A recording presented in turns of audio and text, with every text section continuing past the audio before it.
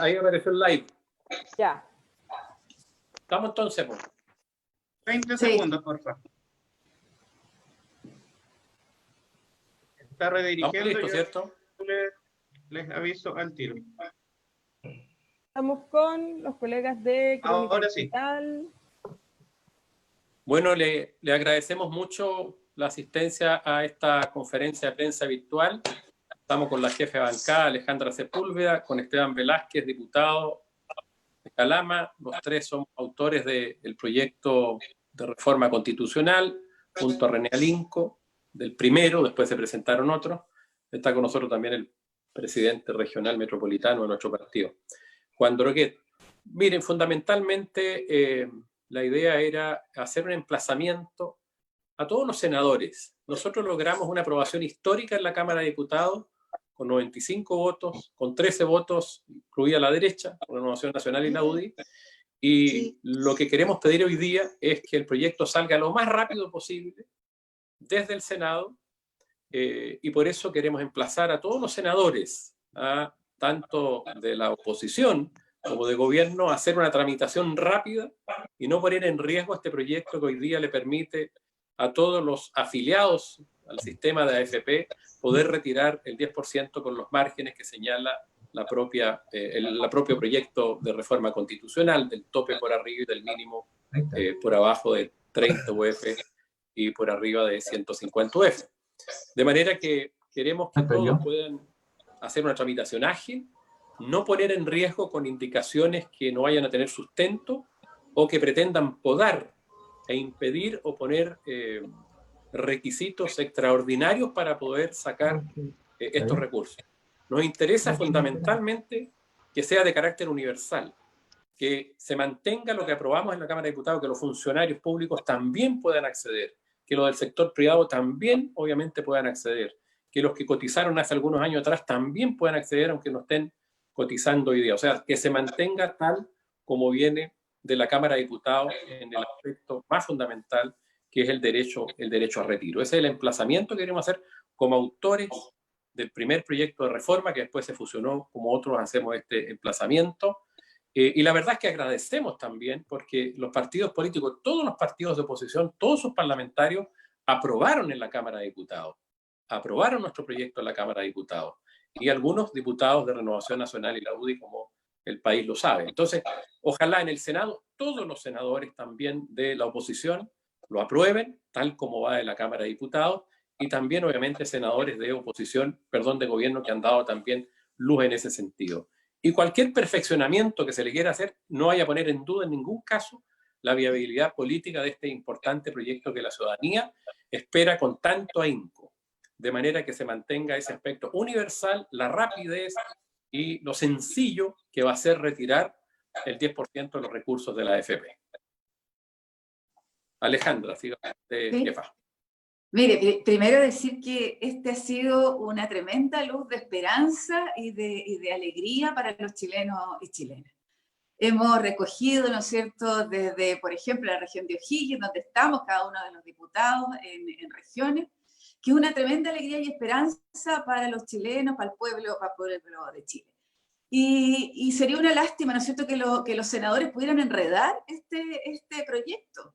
Y la sensación que existe es que aquí quieren colocar letras chicas, que aquí quieren hacer, ¿no es cierto?, que el proyecto se transforme en muchas barreras que al final no puedan retirar este 10% y solo sean algunos los que puedan retirar y no todos.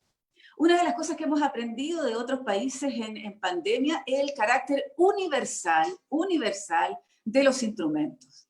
Y lo que hemos dicho como principio en el retiro del 10% que presentamos, ¿no es cierto?, el 20 de abril desde la Federación, es precisamente ese carácter universal, que todos puedan tener este beneficio y que al mismo tiempo de tener recursos para la familia nos permita otra externalidad que es muy importante, como es la reactivación económica. Por eso decirle a los senadores que no se pongan creativos, que no se pongan muy creativos, que hoy día necesitamos que esto se haga rápido, que se haga, yo diría, con la mayor celeridad posible, y por eso invitamos y le pedimos y exigimos también, ¿no es cierto?, que este proyecto se tramite con la celeridad y lo podamos tener en la Cámara de Diputados, ojalá la próxima semana para su tramitación. Don Esteban Velázquez, entre paréntesis, yo estoy en Atacama, Esteban Velázquez en Antofagasta, Alejandra Sepúlveda en la región de O'Higgins, en San Fernando, Calama y Vallenar, las ciudades, con muchas fuerzas de las regiones. Esteban Velázquez. No somos santiaguinos, somos santiaguinos. Sí, creo que eso marca bastante algo en grave diferencia. Muy buenos días, amigos, y a la prensa que hoy día comparte con nosotros. Sí, creo que tiene mucho sentido eso, que a este proyecto le hemos dado un criterio regional, y probablemente debe ser por lo que dice la diputada Sepúlveda. No es que estemos en contra de la gente de Santiago, este proyecto efectivamente va a beneficiar a los santiaguinos, pero sí estamos en contra del poder de Santiago político y económico. Entonces, las regiones en las que estamos viviendo, que además creo que por lo menos los tres parlamentarios que estamos hoy día somos de regiones mineras, si ustedes ven, en el caso de la región de Antofagasta-Calama, 12% de desempleo, o sea, eso implica por lo menos 15.000 familias sin trabajo, y por lo tanto este proyecto tiene sensibilidad, cercanía, es muy empático, en razón que en los últimos 40 años hemos escuchado a los economistas. Nosotros decimos hoy día, está bien, es responsable escucharlo, pero después de 40 años nosotros estamos escuchando a la ciudadanía en un periodo de crisis pandémica. Ni siquiera hablamos del Chile de cartón que veníamos construyendo por décadas probablemente, sino que estamos hablando de lo que hoy en términos sanitarios, y cuando uno comienza a leer y a escuchar, y podríamos largamente a ustedes contarles la cantidad de testimonios de distintos lugares de personas que son profesionales hoy día y que lo han perdido todo, y dicen, ¿sabe qué? Ahí veo una posibilidad yo probablemente de levantar mi familia. Son estos conceptos humanos que a veces parecen poesía al lado de los tremendos datos, argumentos y académicos, porque hoy día han aparecido todos una vez más como ejército de economistas defendiendo que este es el peor de los proyectos. Yo diría que ellos siguen tan errados como en tiempo de normalidad, cuando nos decían que nada se podía cambiar. Así que yo espero verdaderamente que los senadores respalden con prontitud y celeridad el proyecto que fue aprobado por amplia mayoría en la Cámara de Diputados, reivindicándose muchos de los diputados allí, y creo que se recogió más la voz de la ciudadanía. Este proyecto tiene sentido humanitario, de justicia, territorial, regional. Esperar que ellos, porque también alguien por ahí pretende hacernos alguna trampa, y en la medida que coloca más condiciones al proyecto, probablemente le da también más argumentos a aquellos dueños de la AFP para que esto se caiga. Por lo tanto, esperamos solamente empatía, sentido humanitario hoy día. Ya fue el tiempo de los economistas, ya fue el tiempo de ellos. Post pandemia, vamos a la verdadera reforma del sistema de pensiones, si es que ellos están en esa convicción. Muy bien, muy bien. Muchas gracias. Muy Vamos a dar ¿Preguntas? espacio entonces, sí, a las preguntas de los colegas. Vamos a empezar con las damas. Claudia, Roberto, si puedes ponerle audio a Claudia, por favor. Vamos, Claudia. Claudia es de Radio Universidad de Chile, ¿cierto? Sí, de Radio Universidad de Chile. ¿Me pueden escuchar? Sí, Claudia. Perfecto. Sí, claro. Buenos días. Muchas gracias por esta pauta, que es mucho más fácil acceder a ella. Diputada, también soy de San Fernando, así es que saludos a Fernandina. Muy bien, muy bien. Bueno, preguntarle al presidente del partido, don Jaime Mulet, ¿cuál es su sensación en relación a lo que está pasando en estos momentos en la coalición oficialista y esta división que ha provocado luego de que ya hay 3 votos comprometidos en el Senado y un posible cuarto, dado que el senador Durana ha señalado que no va a ser explícito, pero que entiende las razones que hay detrás del proyecto? ¿Cómo lo ven ustedes políticamente hablando? Mire, yo lo diría 2 cosas. Hoy día el gobierno en este proyecto está absolutamente derrotado. De manera que tenemos que ser muy capaces como oposición hoy día, por eso que es muy importante aprobarlo en el Senado, porque este gobierno hoy día depende de la oposición, que se apruebe rápido y que la plata llegue rápido a la gente, porque el gobierno no tiene cómo pararse frente a este proyecto. Hizo todo un esfuerzo el presidente Piñera por parar este proyecto, pero es como tapar el sol con un dedo. Creo que están absolutamente equivocados. Hoy día el ministro de Hacienda insiste en una situación, yo diría, kafkiana. Él no conecta con la realidad de Chile, y en una entrevista que hay en un diario de circulación nacional, él está como en un mundo paralelo, la verdad. No entiende, y él se cierra absolutamente a entender razones de la necesidad de este proyecto y y la aprobación que tiene además el proyecto. Entonces creo que estamos en un gobierno particularmente con un ministro de Hacienda y un presidente que no escucha la voz del pueblo, que no entiende lo que está pasando, que no empatiza con lo que está pasando, y con una responsabilidad que en la aprobación rápida de este proyecto depende más bien de la oposición, ya que están contando ya con votos de senadores de derecha que ya han manifestado públicamente la aprobación. Creo que el gobierno está, al menos respecto a este proyecto, en una situación de mucha debilidad, digamos, y mucha miopía, con una cegazón que realmente no he visto en muchos años de no entender lo que está pasando y ser más empáticos con la ciudadanía y subirse, digamos, a una situación que es absolutamente necesaria. Muchas gracias, diputado. Solo una pregunta más al diputado Velázquez y a la diputada Sepúlveda. Hay varios análisis que señalan que esto básicamente fue la respuesta necesaria que hubo ante la absoluta incapacidad del gobierno de entregar soluciones ante una situación nunca antes vista, en el que un gran porcentaje de las personas de nuestro país perdieron sus ingresos y el Estado no entregó una respuesta correspondiente a esa urgente necesidad. Los economistas hablan de que tenemos una de las tasas de endeudamiento fiscal más bajas de la OCDE, y sin embargo el Estado se niega a seguir endeudándose para poder responder a las necesidades de las personas. ¿Cómo ven ustedes esto de que finalmente la única solución provenga de la oposición, del Congreso, no del Ejecutivo, y que sea que las personas solamente puedan acceder a los ahorros que eran para su vejez, ante la falta de respuestas fuertes de parte del Estado? Esteban, tú primero. Ya, gracias. Bueno, creo que en su misma pregunta y reflexión, Claudia, usted dice bastante de lo que hemos sentido los chilenos y me corresponde participar como integrante de la Comisión de Desarrollo Social en muchas ocasiones al propio ministro Sichel y luego al ministro Monkeberg. Se le manifestó que todos estos planes dirigidos a las familias vulnerables, luego a la clase media, eran insuficientes, pero se volvió a ser una trinchera política. Yo diría que cambió el tono el ministro de Hacienda, desde un ministro dialogante a un ministro prepotente, con una diputada que, al contrario, enarbolando las banderas de la UDI, le decía al gobierno que por ningún motivo tiene que subir el monto a los 65.000 pesos. Es decir, comenzaban a traslucir lo que piensa un sector político, puede ser legítimo, de la sociedad chilena, pero mostraron esa lejanía que tienen con lo que hoy día es el Chile real. Segundo, en regiones como la que me corresponde representar, Antofagasta, Calama, nos damos cuenta de cómo el gobierno llega tarde. En términos sanitarios, fíjense ustedes la cantidad de muertos que tenemos solo en la ciudad de Calama y de contagiados, y ellos no quieren detener la gran industria minera. El modelo económico chileno se sustenta probablemente como principal símbolo de desigualdad las AFP, pero particularmente la base en la industria minera, que si a la AFP no la quieren tocar, fíjense mañana cuando levantemos desde esta bancada con mucha más fuerza royalty minero verdadero al cobre, al litio y a los recursos minerales que tenemos en esta zona, cómo van a aparecer estas verdaderas jaurías de sectores políticos, particularmente conservadores, a defender. Yo diría que en ese diagnóstico llegaron pero tan tarde, que la ciudadanía dijo, se hicieron los esfuerzos y creo que ganamos. Quiero decir, con mucho respeto, un pequeño aplauso de la ciudadanía respecto a la Cámara de Diputados, como no lo habíamos tenido nunca, porque sintonizamos, y también me parece que de las pocas veces con sinceridad, respecto a entender que el gobierno llegó demasiado tarde, sin empatía, más bien yo diría con desprecio, entregó estos recursos, y hoy observan que desde sus propios recursos pueden tener la oportunidad probablemente de salvar sus propias familias. Bueno, decirte que estoy en San Fernando, Claudia, ¿no? y que primero yo creo que el gobierno se quedó solo, ¿eh?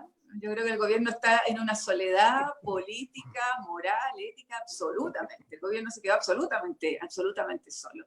Porque además hoy día los diputados y diputadas de gobierno que están votando, están votando por la ciudadanía, están votando por los problemas, por las complicaciones. Entonces la conexión que tienen los diputados hoy día con la realidad hace que este proyecto tenga el éxito desde el punto de vista de las votaciones. Y el gobierno se aísla y queda solo con una tosudez que nadie entiende. Por Dios que sería distinto que el gobierno se uniera, de que dijeran, ya, bien, unimos y coloquemos toda la fuerza por el bien común y echemos para adelante este proyecto que es tan importante. Yo creo además que yo lamento la prepotencia de los partidos de gobierno. Cuando la UDI, ¿no es cierto?, manda a los tribunales de disciplina o manda expulsión o manda no sé qué a sus parlamentarios, que hay una prepotencia política además que no corresponde y que los diputados tenemos y diputadas votar como con la independencia y la valoración de cada proyecto de ley. Muchas gracias, diputadas, diputados. Que tengan un buen domingo. Muchas gracias, Claudia. Gracias. Gracias.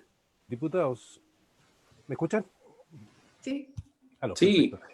Diputados, en el eventual escenario que se apruebe en el Senado, sin embargo, que el presidente de la República vete el proyecto, ¿existe el quórum para que este proyecto se haga realidad en ese escenario?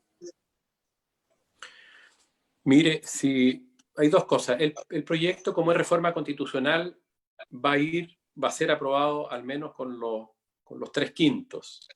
Si el presidente lo veta, el Congreso necesita 2/3, o sea, 6 puntos porcentuales más de senadores y de diputados para doblarle la mano al presidente, y no obstante eso, igual, si ocurre eso, el presidente puede convocar un plebiscito, una de las pocas circunstancias donde el presidente puede convocar a plebiscito. Yo creo, para serle bien honesto, que el presidente no se va a atrever a vetar un proyecto de esta naturaleza.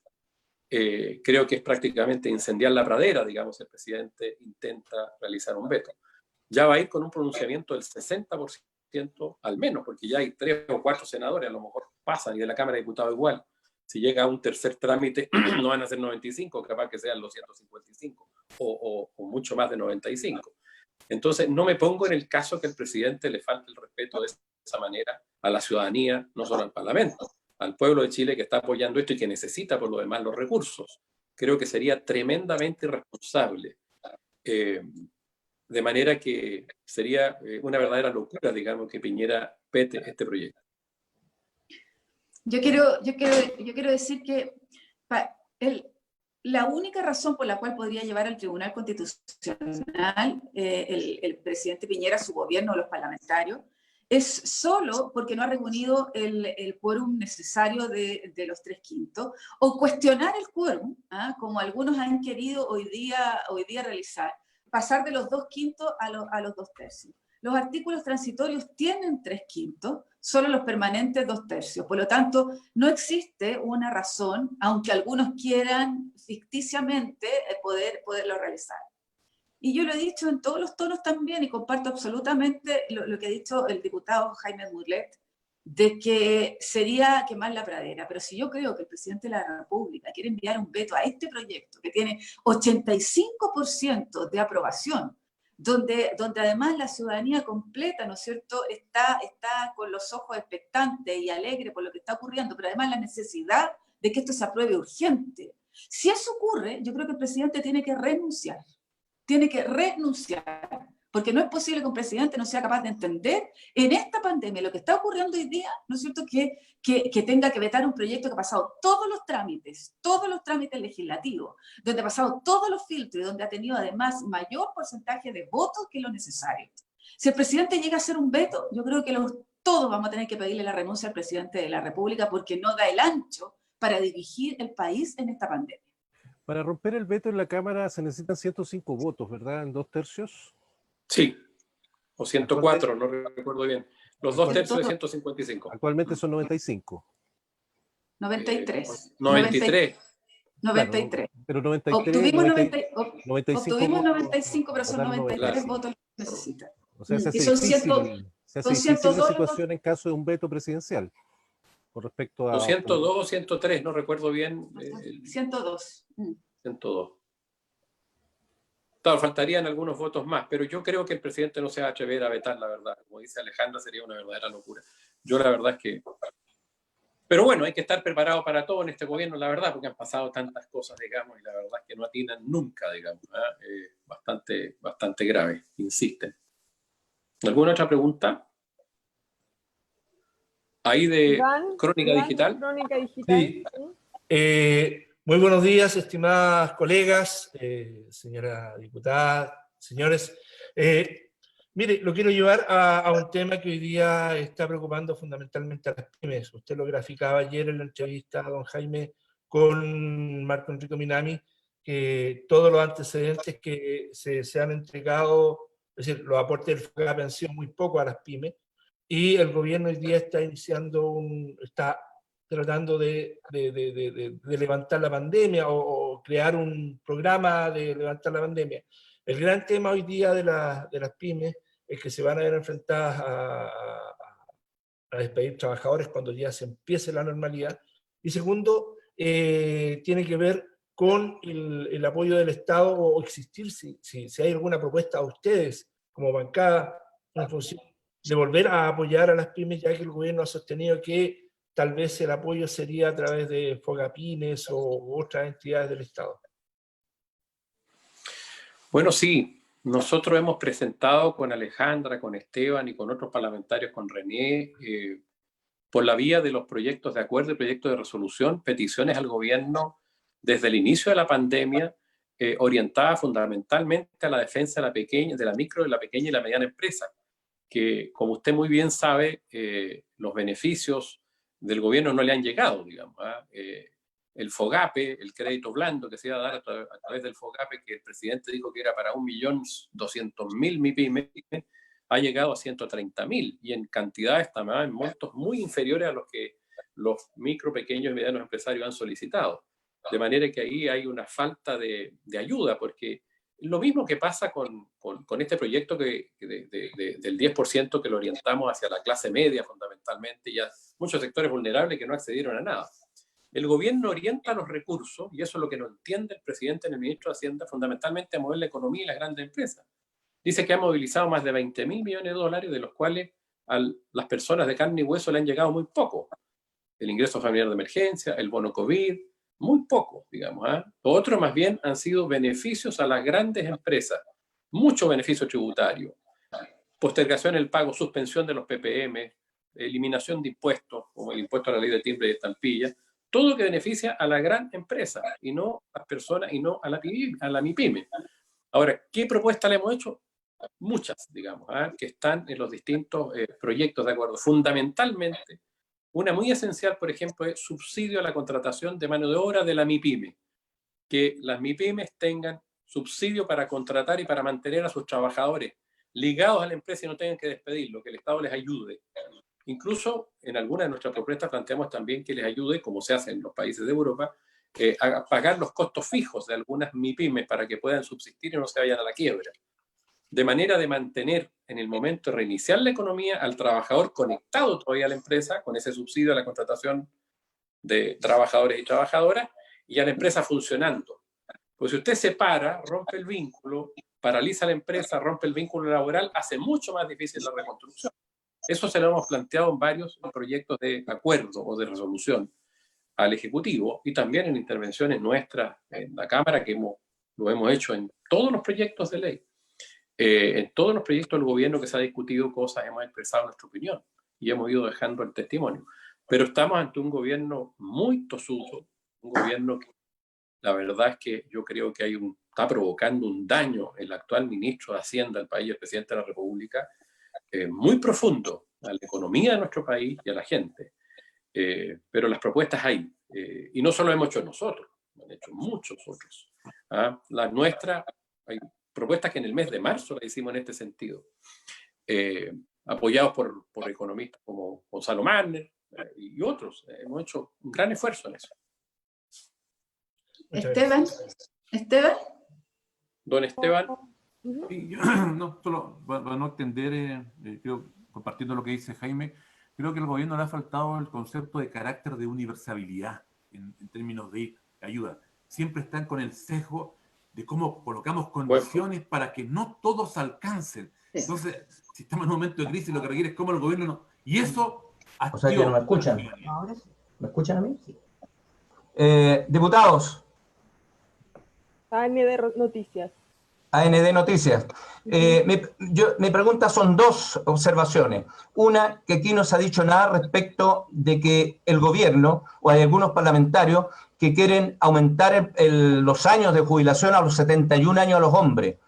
Y otra consulta, ¿el Congreso, los parlamentarios, están preparados para un eventual veto de Sebastián Piñera en el sentido de que este presidente ha demostrado un descaro y una conducta dictatorial sin precedente, en donde tenemos todavía jóvenes presos que están siendo condenados por el solo hecho de haber estado en la Plaza de la Dignidad?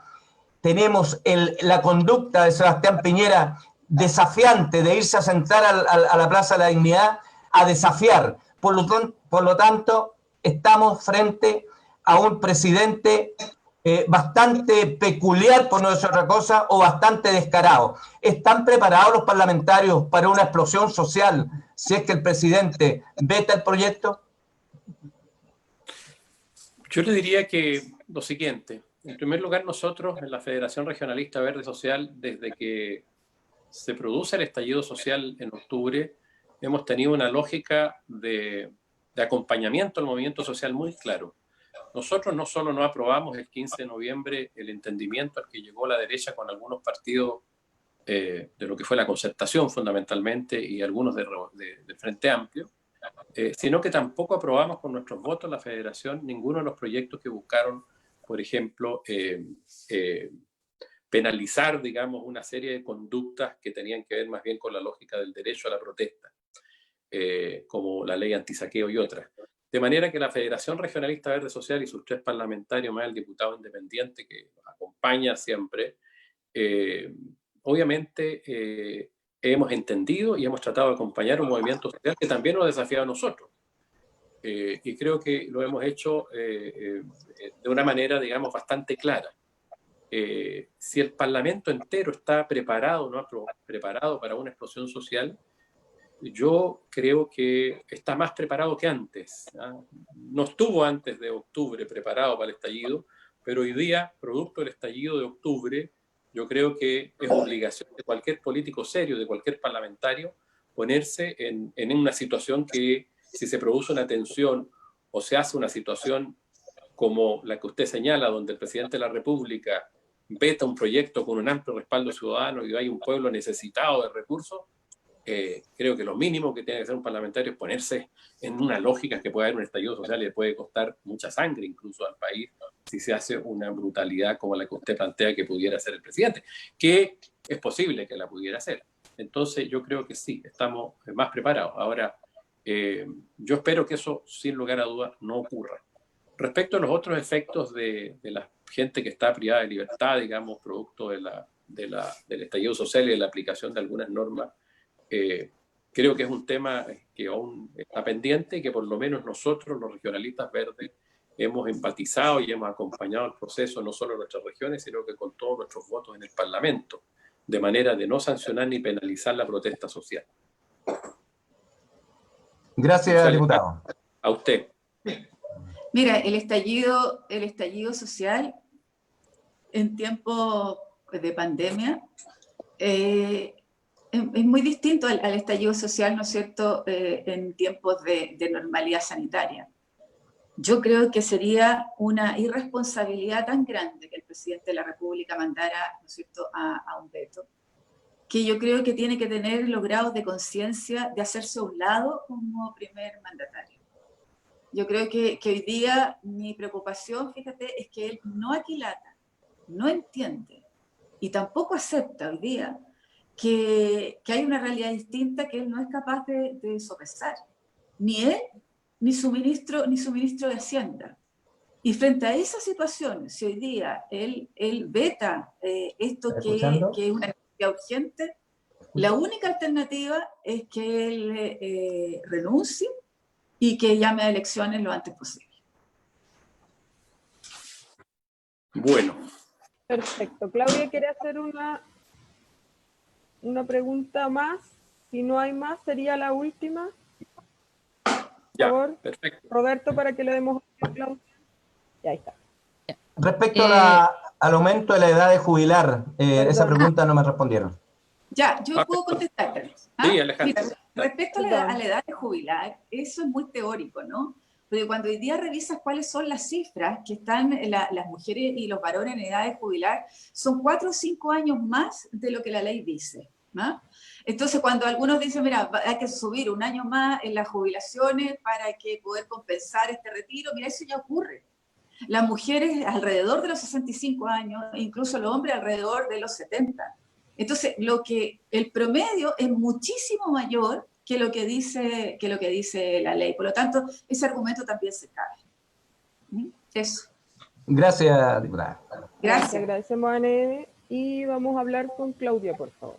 Sí, Claudia. yo quería preguntarle a la diputada Sepúlveda en relación a que usted ha señalado 2 veces la posibilidad de que el presidente, dadas las circunstancias actuales y el manejo que han tenido tanto durante el estallido social, post-estallido social y ahora en pandemia, sea la renuncia, pero constitucionalmente no existe la posibilidad de la renuncia. ¿Cómo lo ve usted para poder llegar a ese resultado? Poder seguir funcionando como país, porque no somos una república presidencialista finalmente. Mira, somos una república presidencialista, es cierto. Yo creo que además hemos visto todos los flancos débiles que tiene esa situación. Yo creo que nosotros podemos hacer una reforma constitucional rápidamente, como lo estamos haciendo hoy día, con la posibilidad de que él renuncie. Pero yo creo que él tiene que dar un paso al costado, ¿ah? Y yo creo que por el bien de Chile. Yo creo que hoy día la gran complicación y el gran problema que tenemos, y eso aumentaría las dificultades, la violencia, el estallido, las complicaciones, es el propio presidente de la República si no se pone a la altura de lo que hoy día está ocurriendo en el país, lo que el Congreso está diciendo y la ciudadanía está diciendo. Los diputados, don Jaime, don Sí, Esteban... mira, como lo ha dicho Alejandra, y como lo dijimos nosotros, fíjate, a los pocos días del estallido social, nosotros hicimos una declaración el 22-23 de octubre, donde como una manera de enfrentar el estallido social, nosotros dijimos, estamos dispuestos a renunciar, a poner los cargos a disposición del Parlamento, como parlamentario, porque nos sentimos también emplazados en esa protesta tan profunda del pueblo chileno, y ofrecimos renunciar y que haya reelección, y pedimos la renuncia al presidente. Y la contempla un caso en la Constitución, el presidente puede presentar su renuncia, eso está en el artículo 53, número 7, y también puede ser declarado su incapacidad, ¿ah? Por razones físicas o por razones mentales.